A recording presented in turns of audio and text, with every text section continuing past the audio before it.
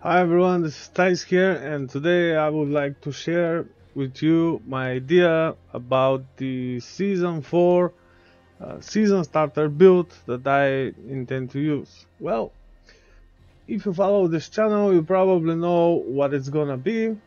Of course, the Blood Search Necromancer, because it's really fast in leveling, it's also really fast in farming, it's also really fast in boss killing with slight modifications, like just swapping your weapon and respecting Blood Search to Blood Lance, if even necessary, because Blood Search is now even more powerful, especially with those new changes.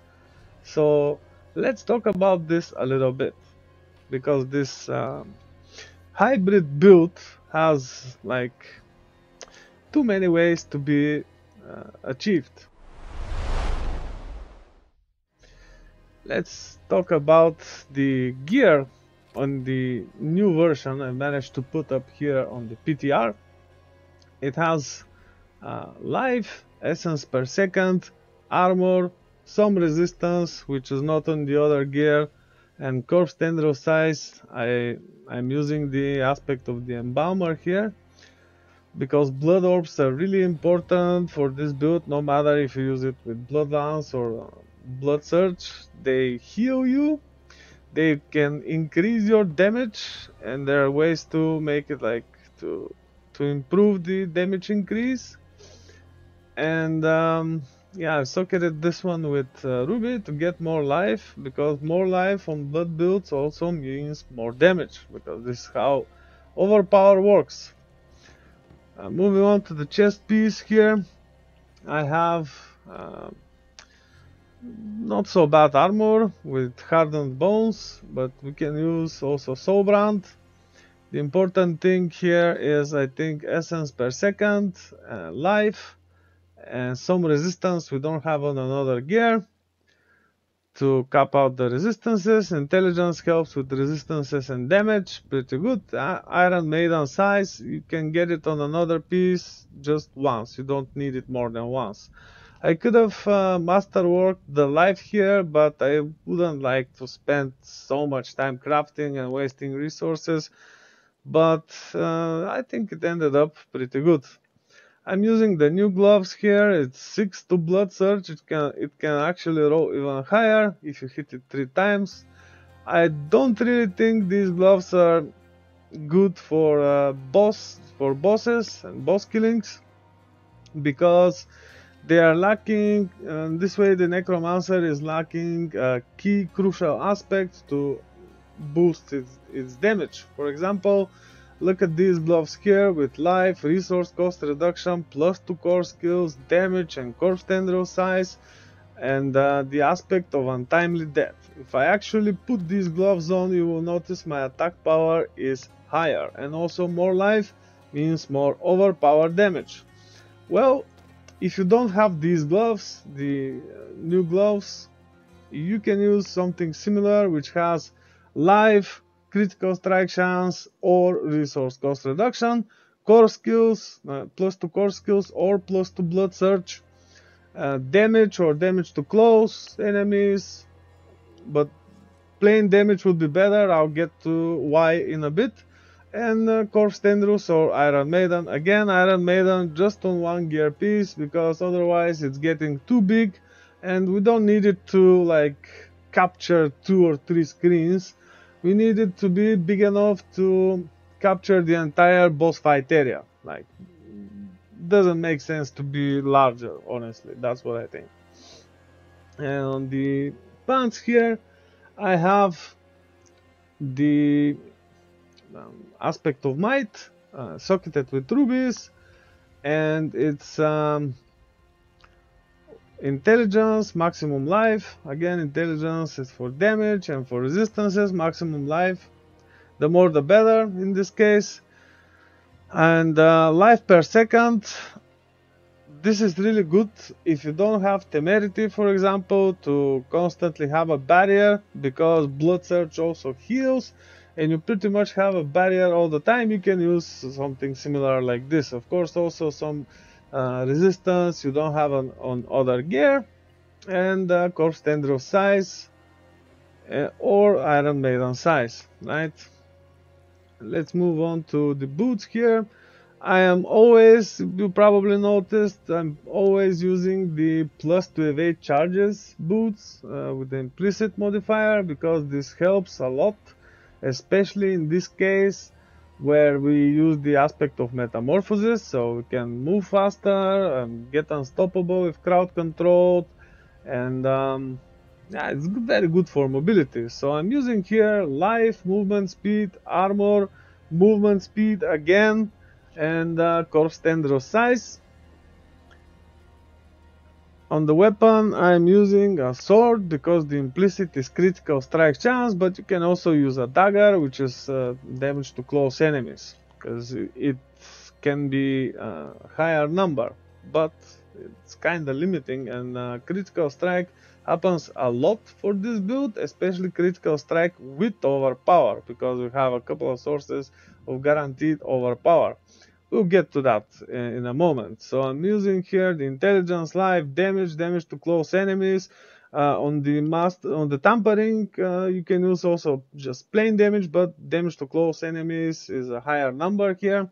I'm also using the Blood Surge Nova Size on the tampering, and of course the blood bait aspect here. It's a min row in this case, but for the sake of argument, let's leave it there.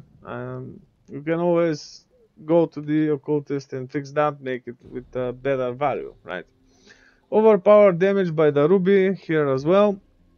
For the amulet, I am using movement speed, total armor, resource cost, evade cooldown, or you can use again movement speed here. That could also work, and again also resource cost.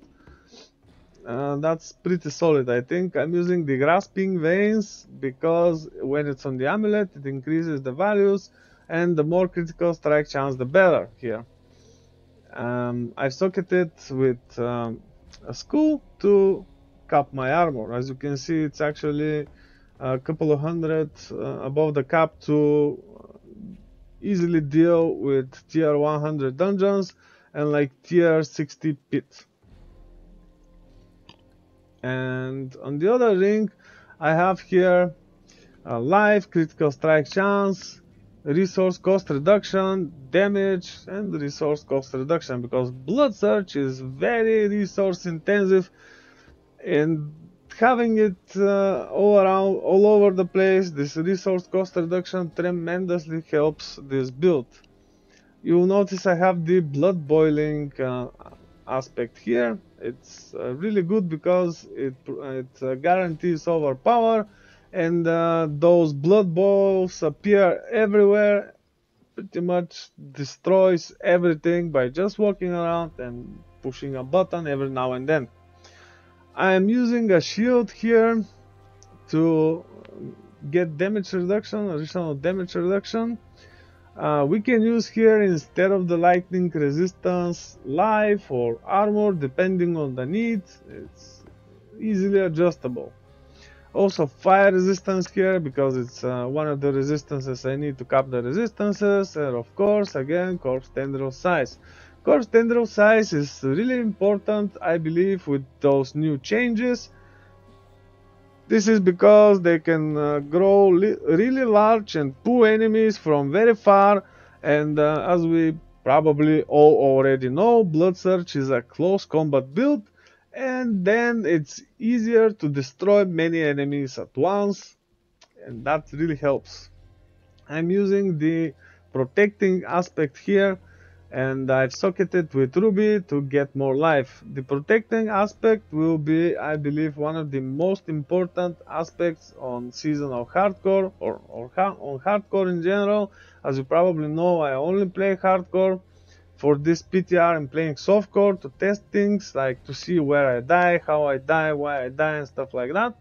But now that we don't have the elixir of death evasion, I believe the protecting aspect is a must. Well, what you can also do on the gear is probably use it with temerity and soulbrand to permanently have a barrier and additional damage reduction, but then in this case you deprive yourself probably of either the aspect of the Embaumer or the aspect of Might or the protecting aspect, because there's gonna be like only two places to use those actually. You can in this case imprint here the aspect of Might, and here the aspect, this can stay actually, the protecting aspect. You can use the Embaumer on the amulet and the grasping veins on the ring. This will also work, but make sure to also cap resistances and armor.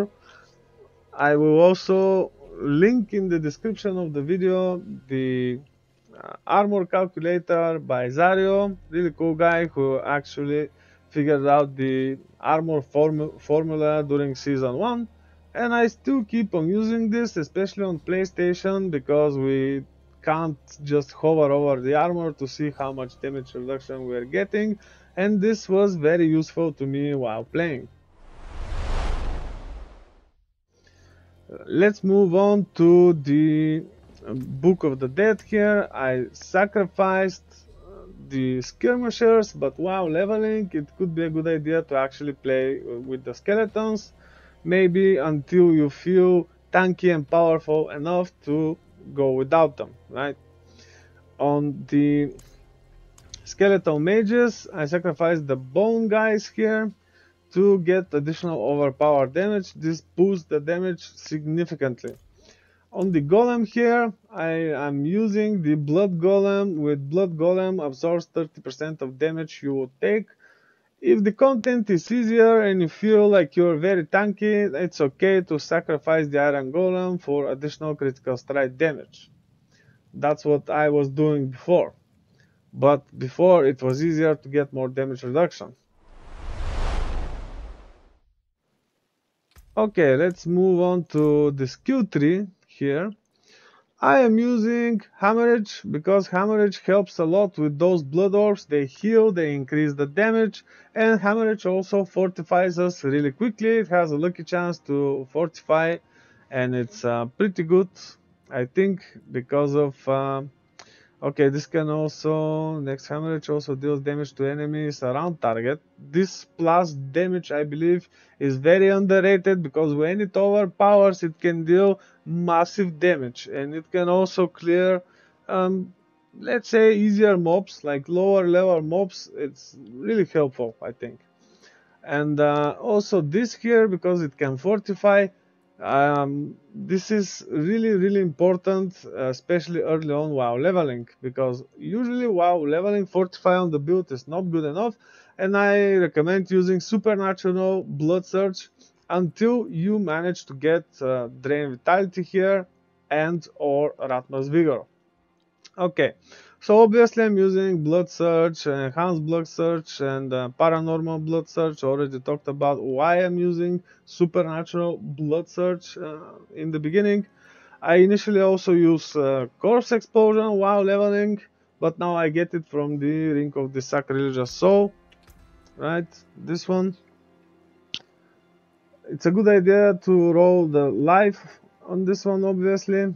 Here you can see this ring pretty good as well. Okay, let's get back to the skill tree. I'm sorry. Hued flesh for more corpses to generate more blood orbs, because blood orbs are the thing here. 1 point to Grim Harvest and Fueled by Death. Now, you probably wonder why I'm not using Corpse Explosion in the skill HUD, but I'll get to that in a bit. Iron Maiden, because it also heals, doesn't cost anything, and we get more damage to enemies with amplified damage. Death's Embrace is the first thing to actually get when you get to this point after Iron Maiden. Also here, Death's Approach for mobility. And all these passive, the most important offensive ones are these two, Coalesced Blood and Tides of Blood, because they increase our damage.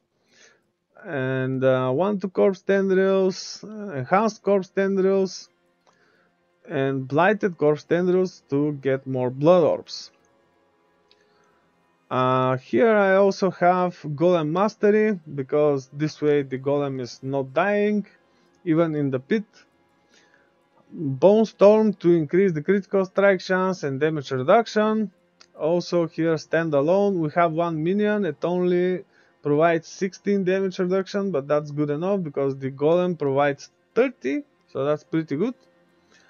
Memento Mori because we are not using skeletons, but while using skeletons make sure to get this one about the priest, otherwise they'll just keep on dying, right?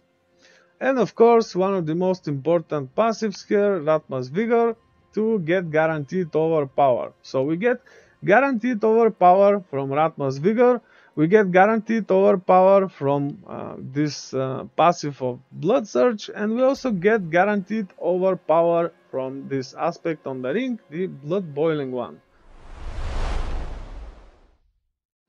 What I want to do with this build is to speed farm like Helltide, tier 100 dungeons and like up to tier 60 pit to get all the crafting materials and boss materials that I need, so it's a really good one for this. Let's get to the Paragon board. Okay, so here I have a Blood Drinker to fortify easily. But we can also use Amplify here, no problem with that. We can also use Sacrificial while not using the Golem. So I think it's better idea to go with either Amplify or Blood Drinker. And especially if we are not using the Exhumation glyph. I'll get to that, why not using it. Especially without the Corpse Explosion. But if you play with Corpse Explosion without the Bone Storm, you can use also the Exhumation. I'll show you where. Now the first glyph here, the second glyph on the second board is Dominate. This is Blood Begets Blood. Where is it? I've gotten the life here, but if you play softcore, if you feel you have too much life, you can reduce the life here with these points and actually get more damage here with the willpower and these nodes here as well. That would drastically increase the damage. But in my case, for hardcore, I would prefer to have more life. It also increases my overpower damage anyway, so that's good enough. And the next board is Scent of Death. It's, again, I've said it many times before, Scent of Death is probably the board no Necromancer could go without. That's at least my opinion. Feel free to disagree. Let me know what you think about this. I am using here Corporeal to increase the damage of the Necromancer and the minion, the Golem.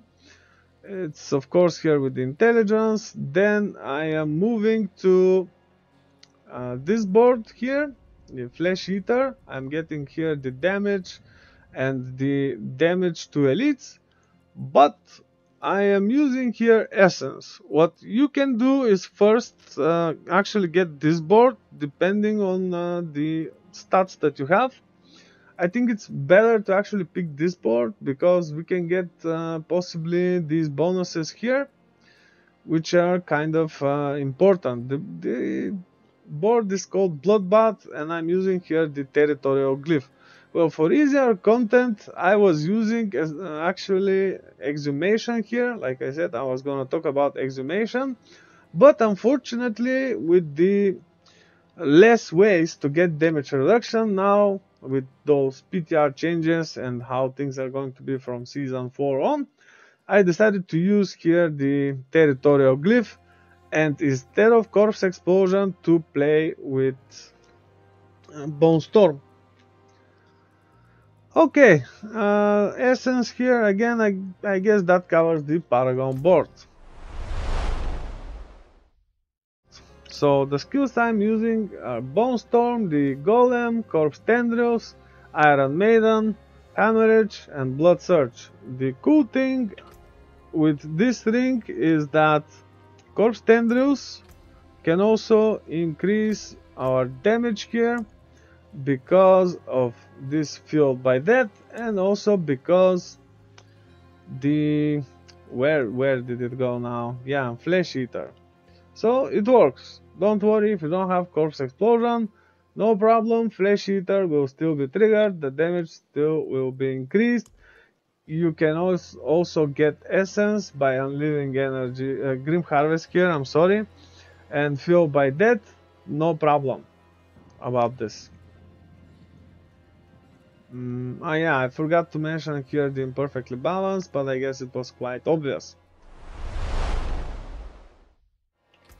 Let's see now the other version of this build and why to use it. Well, the most optimal version of the hybrid blood build would be to actually use such kind of gloves which are plus to core skills, damage, or overpowered damage, critical strike chance, life, or whatever.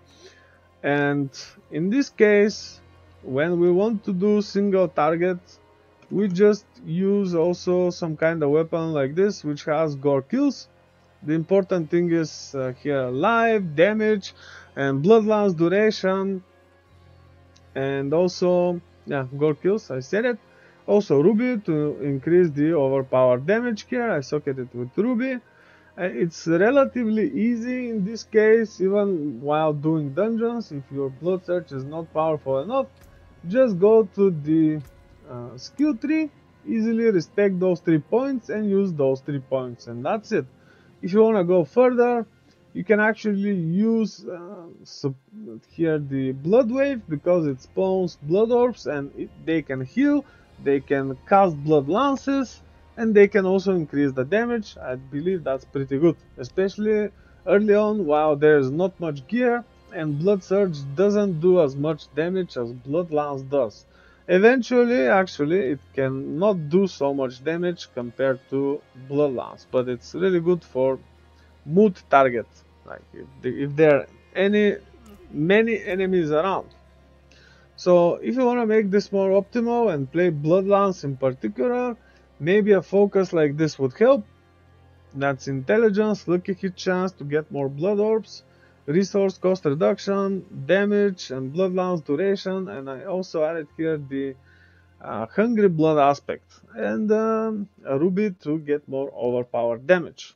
Okay, there's a insane amulet I created here. It's armor, colorless blood, tides of blood, evade cooldown, resource cost reduction, and it's again with the grasping veins.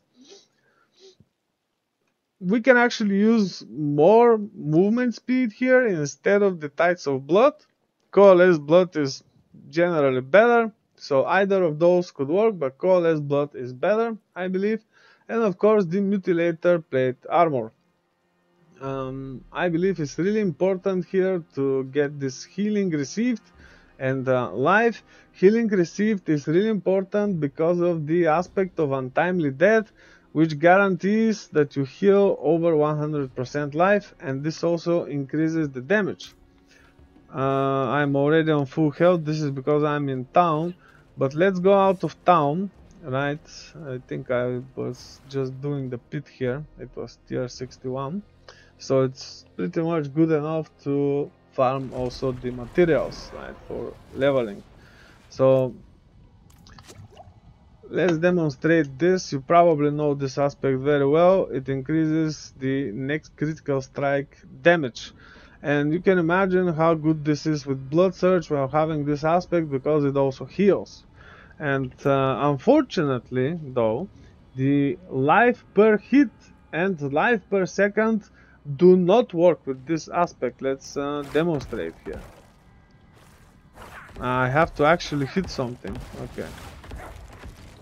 So you noticed when I picked up the blood orb that it got to 80 at least, but the life per second didn't increase it to 80. Right? That's good to note. And also, if you have life per hit on the weapon, that will not help untimely death. I do really hope that this is a bug. but it might not be, because the build might get too powerful, I believe. It would be nice if it's a bug and this actually improves the damage, but we'll see how it goes. So what we can also do, let's go to town here. and talk about the Bloodlines version a bit more. To more effectively kill bosses, as you've probably seen me do that during the previous seasons, I would recommend these pants, especially after killing Duriel a couple of times. Duriel drops those. It drastically increases the damage even if you don't have minions, right? But in this case, with the golem, that would definitely help because the minions would have a chance to curse and to deal more damage, right? And also the amulet, I don't have it here on the PTR, but the Banished Lord's amulet is pretty good for this build when using it with the Bloodlines version. And it also will provide one more source to overpower. We can also use the Ratma's Vigor, Ratma's Chosen, right? The one which provides the attack speed. I think I had a ring ready-made here somewhere. Let's see where I placed it, because I didn't organize well this time. No, that could also work, but let's see. I forgot where it was. Maybe I placed it here. Yeah, something like this could also work. I believe. Aha! What am I talking about? There it is. Okay, so this could also work instead of that ring, but having one more source to overpower is fine. But if you prefer the attack speed, especially generating more blood orbs with hammerage, the Ratma's Chosen aspect definitely helps with that, especially on bosses early on. You can start with this, or if you get out of resource, that comes really handy. I guess if you want to play with a focus, that's another focus you can use here. I've put it up if you play with Bone Storm to demonstrate what it is. Intelligence, maximum life, damage. Instead of one of the damages, we can actually get critical strike chance here, especially if not playing with Bone Storm, but with Blood Wave. I hope this didn't get too confusing, but the blood build, the hybrid blood build I use on season start is very versatile. It works with many kinds of gear and aspects and all that, so that covers pretty much the basics. I already have a video before which I did on what makes blood builds so great. So if you've watched that, you probably noticed there's not much of a difference here except the masterworking and the tampering part. So maybe I should have said this at the start of the video, but I hope all this makes sense. Now, this is what I've managed to put up, and I will probably be using this build on season start, like I've already said. And I hope it turns out well, because the changes to the game are significant. I think it will do well, but we're about to see that when the new season starts, and we actually know all the changes. I might adjust some things here and there to make it more hardcore viable, because that's what's important to me. Well, the idea of the build is to make you rich quickly when the season starts, so you can get to the insane crafting and min-maxing and the powerful build you would use to like destroy the hardest content of the game. At least that's what I do. And it can even work with insane combinations like having the Shaco and the Doombringer to drastically increase the life and the damage output of the build. And in this case, this is even with Soulbrand here and Temerity, and we're using also here Untimely Death, and this is the aspect of Slaughter for mobility, but it can work as well with Metamorphosis. I already explained why. And the Bloodbait then goes on the Amulet, the Grasping Veins on the Ring, and also the protecting aspect on the shield. This is actually my current Diablo 4 season 3 character, which I showed you at the start of the video, which ranked 4 on the race to 100, and it's a pretty good one, I believe. That's basically the only difference compared to what I showed you on the PTR. Everything else is pretty much the same. The Paragon Board, the Book of the Dead, once set up, you don't need to really touch anything there, and just a few gear pieces. That's all. In the end, how this build should behave: you just walk around, push a button, blood search, and the entire screen dies. I hope I didn't sound like too weird. I'm really tired. I've been playing a lot, so I hope you guys enjoyed this one, and I'll see you on the next one, like live stream or video. Thank you for watching. Zeiss out. Take care.